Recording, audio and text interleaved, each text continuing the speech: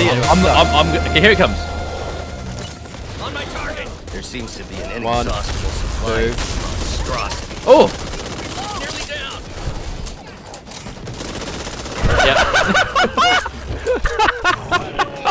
Well, Ryan, I think Breaker's post-buff are still rather manageable. Hello everybody, this is Ketchup here. Guess what though? For Back 4 Blood. I know Mustard's been doing tons of Back 4 Blood, but I've been playing it a lot too, and this is going to be a quick one from me, not really getting in the way of any of my Mortal Kombat content that's very much still a work in progress. Now, we've been clearing a lot of Nightmare together, in a lot of cases 2-player. It's just because we're Europe and stuff like that, a lot of our mates are North America, so we do 2-player Nightmare, and the deck that I'm putting through in this video is my favorite way to play the game. A lot of people on Twitch have been asking me to essentially make a breakdown of the deck I use, which I appropriately name Master Exploder. It's all about throwing stuff and doing lots of big damage, lots of clear, and importantly in this current patch, incredible ability to shred through almost any single Ridden that you can go up against, and there's a couple of things to keep in mind. So, without further ado, I'm going to break down every card I use, in what order, and why. So let's get started with throwing stuff.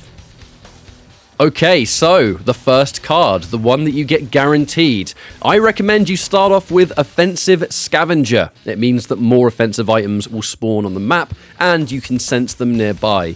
I do think that Offensive Scavenger is one of the best scavenger cards that you can get. The reason being is because when you're playing this on Nightmare, there are going to be, for the most part, lots and lots of these items appearing.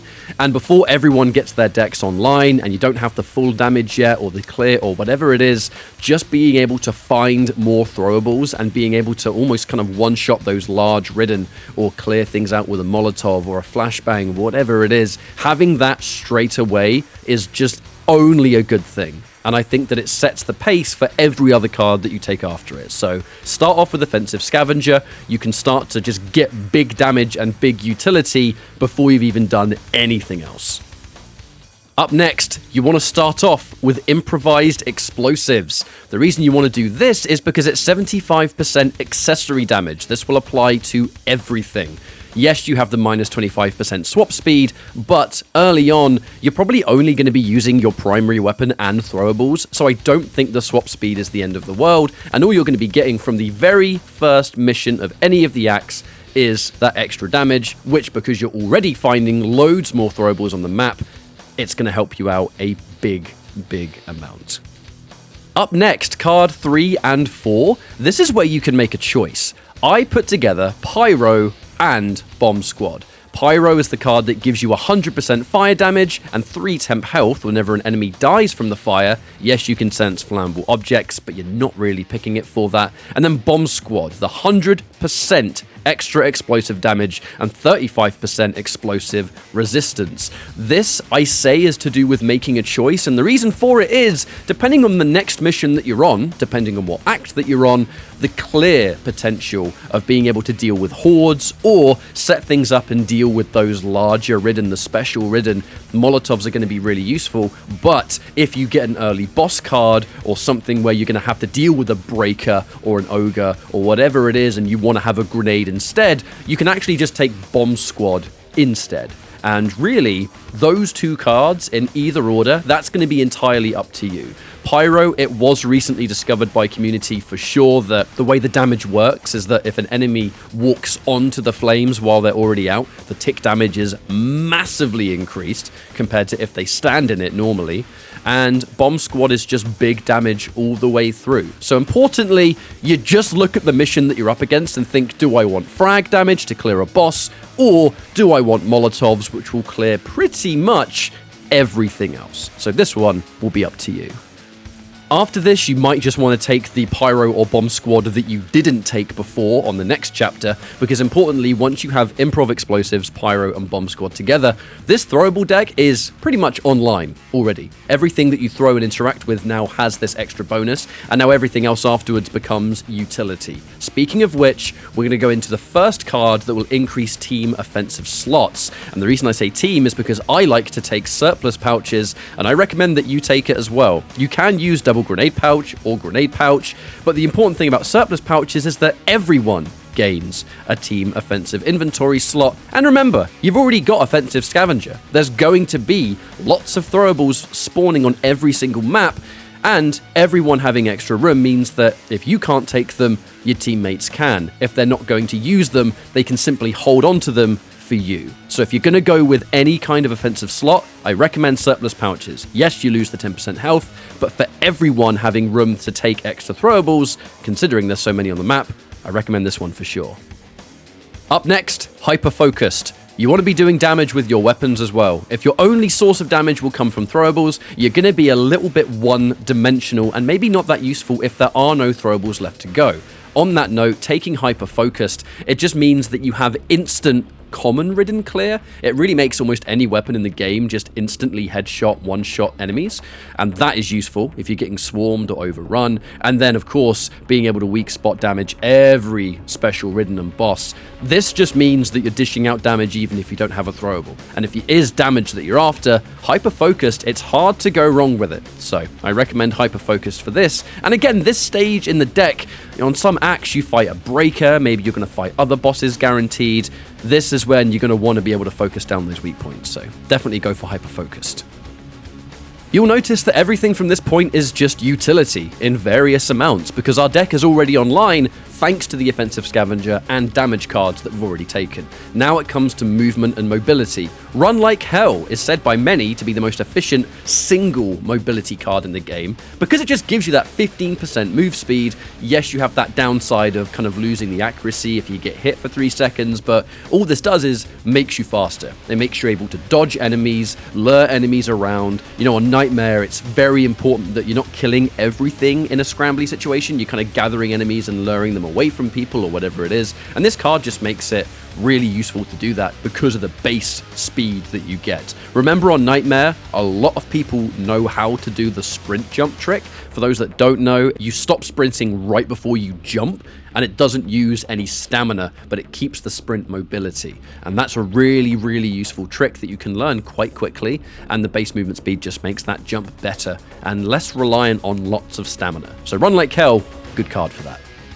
The utility continues as Fire in the Hole is the next card I add to this. It basically means that when you throw an offensive accessory, you gain temporary health, 20 of which, and then 20% move speed for 5 seconds. If you are in a position where you're throwing stuff, and some missions require pipe bombs, maybe some missions require other items that are really important, just having that extra health and the movement speed in a pinch is very, very, very useful. So Fire in the Hole, you're not going to always want it here, but I think it's a fantastic card to add to this collection, because if it's not useful immediately, it will be useful later.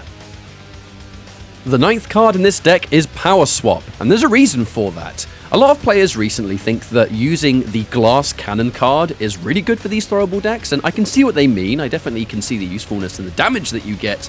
The problem is you lose so much health that on Nightmare difficulty, I'm just never going to be comfortable losing that much, and this is where Power Swap comes into play.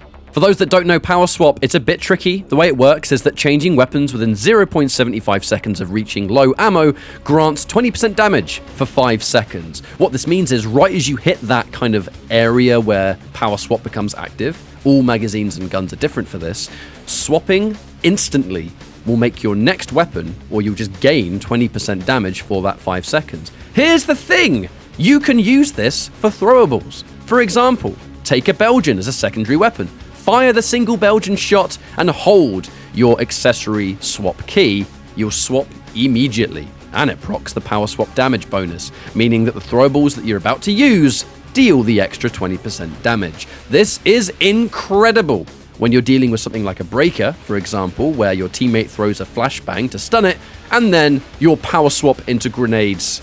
Well, you can see the proof right in front of you.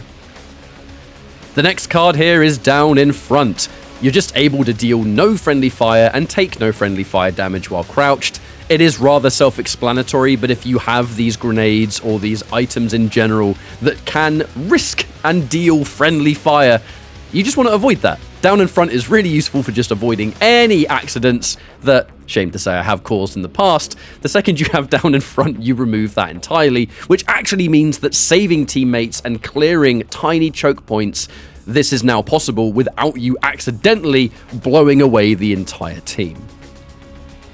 The remaining cards in the deck are very specific utility, as at this stage you'll be either in the finale or near the finale. And the cards are as follows. Mad Dash, it complements Run Like Hell and Fire in the Hole, if you have it already, and it is an extra mobility card that will help out later down the line. Knowledge is Power, giving you the extra weak spot damage, but also being able to see enemy health values. Now, I don't actually recommend that you 100% always use Knowledge is Power. There are other weak spot damage cards you can take, but currently, I just like using it because being able to see the health of every enemy, when you're currently in the phase of figuring out the Molotov damage and which different Ridden you can really shred down, seeing health bars does kind of just give me that extra information. So that's more of a personal pick.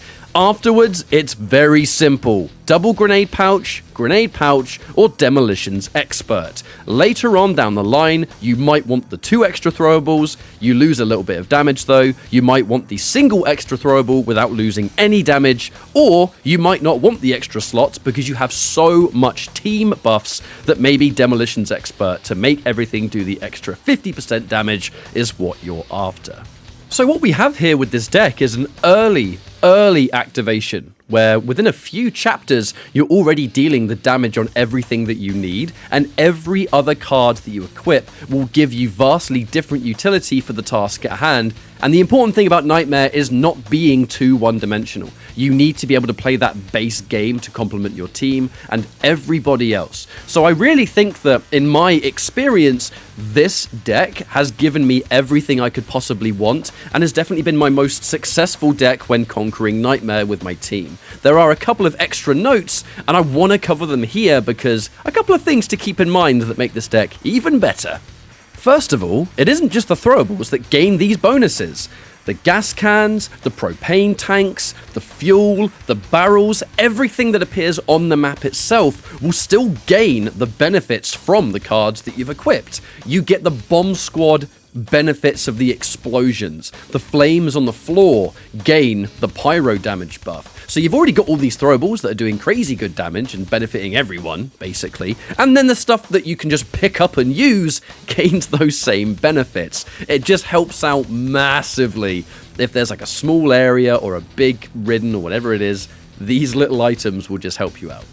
Another important thing to hit home is that you're not overly relying on the cards to give you extra offensive slots, which means that you can use those cards to get more damage, mobility, survivability, all of this stuff that makes Nightmare much more manageable. Because keep in mind, we have Offensive Scavenger. You don't want to have too many slots because it can quickly become overkill. If you have 5 grenades and there's lots of stuff on the map that you can't pick up, you're not really maximizing the benefit of Offensive Scavenger. Keep in mind that everyone on the team will gain +1 because you have that surplus pouch, and I run this deck with Hoffman, who already gains an extra item. If you can find the team offensive slot upgrades at the start of a chapter, that's really good, but you're not going to want too many. Trust me, overkill can really work against this deck.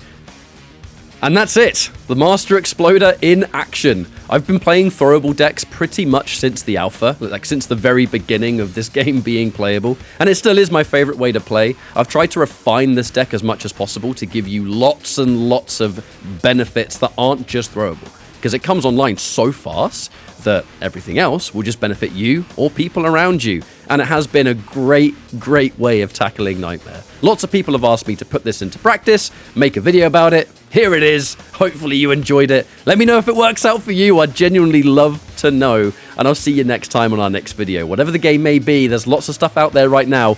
We'll be playing it and we'll be making content. Much love and take care. Bye.